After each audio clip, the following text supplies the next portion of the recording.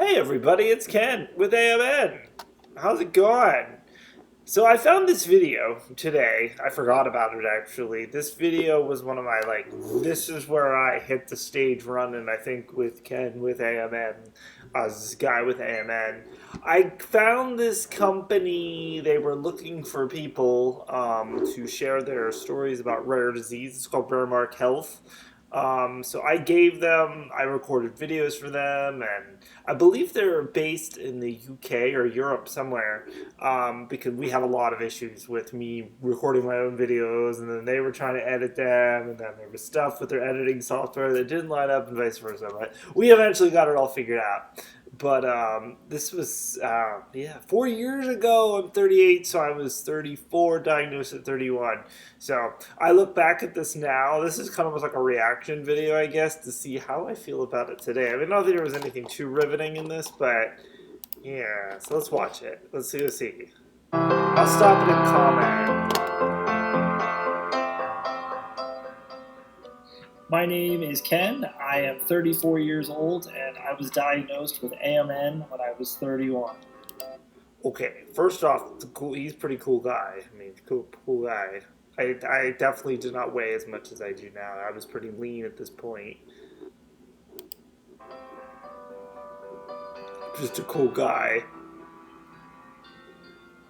I am the youngest of three brothers, in which my mom, of course, is the carrier of the disease. My oldest brother passed away earlier this year of the cerebral version of ALD, and my other brother has AMN as well. That was at the time, again, we lost my brother Rod, and then we knew my brother was, I just deemed it as AMN. I didn't want to say cerebral ALD, but now at this point we know it's most likely cerebral ALD with everything in the way he acts. And first AMN symptoms. I don't remember what I said. Some of my first symptoms of AMN were a gait, a little bit of a limp, which led into falling over nothing, a lot of tripping and falling.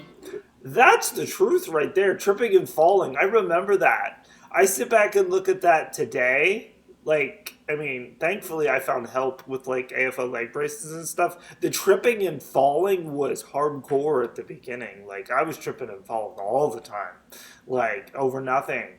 And I'm actually more thankful today. I've got more assistance in walking. There's no more tripping and falling, thankfully. But yeah.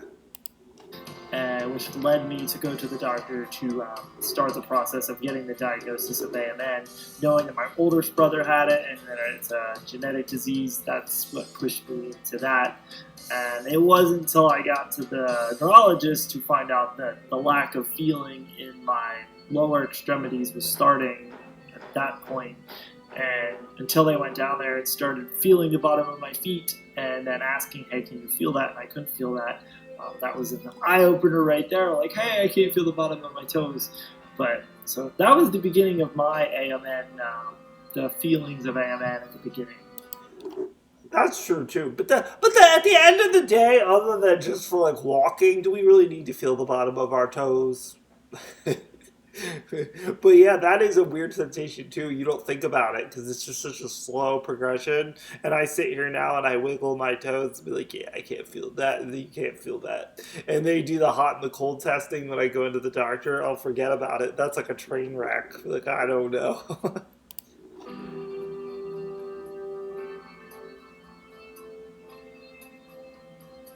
Right now, there are some really good things on the horizon for AMN patients, some clinical trials. There's been a lot of research that's been done in the past few years that just seems to be coming to light. And it's kind of exciting, definitely, to possibly take part in a clinical trial for an uncurable disease and a rare disease like AMN. And it's promising. It's absolutely promising.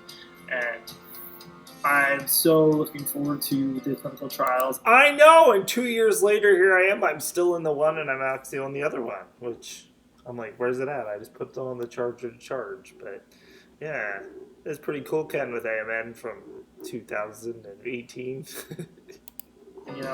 I'm doing it for my brother who we lost to AMN, and he would definitely want to do it. So I am 110% for that. I will give this company one. The editing in this was pretty cool with the music, and it had a good vibes. They did a good job. Overcoming the sense of hopelessness. Probably if you get a diagnosis of AMN or any other rare, could possibly terminal disease out there, there is a sense of hopelessness. You don't know. You don't know enough about it. There's not a lot of physicians out there that know a lot about it. So you kind of feel hopeless. You don't know where to turn. You don't know where to go. Am I going to die? All these things go through your head. And it wasn't until I finally, other than knowing my brother had the disease and, kind of like watching his steps, till I went online and I found there's a lot of great information out there, especially now. There's a lot of scary information too, so put that out there. As I tell people, just don't read too. You gotta read if you're gonna read the internet about ALD, AMN. Just be smart with it. Don't read all the I feel like when you type in, ALD, like some of the first topics, how Google will put like a brief on one of the web pages, and they'll just put they're going to give you what you think you're looking for. I did that the other day and and it's just, for ALD, it's just like vegetable state. Like, it's just like, wow, it's just like, that's a lot. I wish as a community could speak out to Google and be like, yo, there's more to this than that, but let's hear what this guy has to say. When I first was diagnosed, it was ho-hum. Ho-hum. Social media is huge for AMN and other diseases as well. But on Facebook, for instance, there are some great support groups out. Facebook, you have to be careful though. Again, not careful per se, but a lot of the groups, the ALD groups, again, you're going in at a whole hodgepodge. You're going on with parents, you're going on with fellow patients, you're going on. So there's a lot going on there, and it might not be specifically to you, but I don't know. Me personally, I find it interesting, hearing about, not interesting hearing about the struggles of you even caregiving, but I find it, it's more like, it's almost not intriguing per se, but it's interesting to sit and listen to. I don't know how to explain that. But, again, it's always that, that could have been me. So, it's, yeah. But, all right, let's continue. Facebook. There's also some other internet forums out there that have Health Unlocked. I still go there, not as much as I used to, but Health Unlocked is a big one. They're based, I think they're actually based overseas too, which is maybe how I found this company. I don't remember. And patients, ALD, just great. Go on there, share your experience, and then reading about everyone else's experience. I know when I found the one outlet, I spent hours reading all of the posts, but that was Health Unlocked. Oh my goodness, I'm not even kidding you. I was on it for hours reading every single post, just trying to take it all in, and that's good and bad too, because it's not all good, but I was just trying to learning is power. Feel that when you learn more about the disease, you understand the disease, you understand that there's people out there who are 50, 60 years old, and every situation is different. Truth. But there's people out there that have the same disease as you that are still living a fairly normal lifestyle. It gives you some hope. So the internet is huge. Raremark, for instance, I found Raremark videos as well, and they were a great help. So I definitely recommend reaching out to social media, finding other people that you can talk to, and even reaching out to me. I love sharing my experiences. Again, if I can help anyone who has AMN and to give them a little bit of hope, absolutely.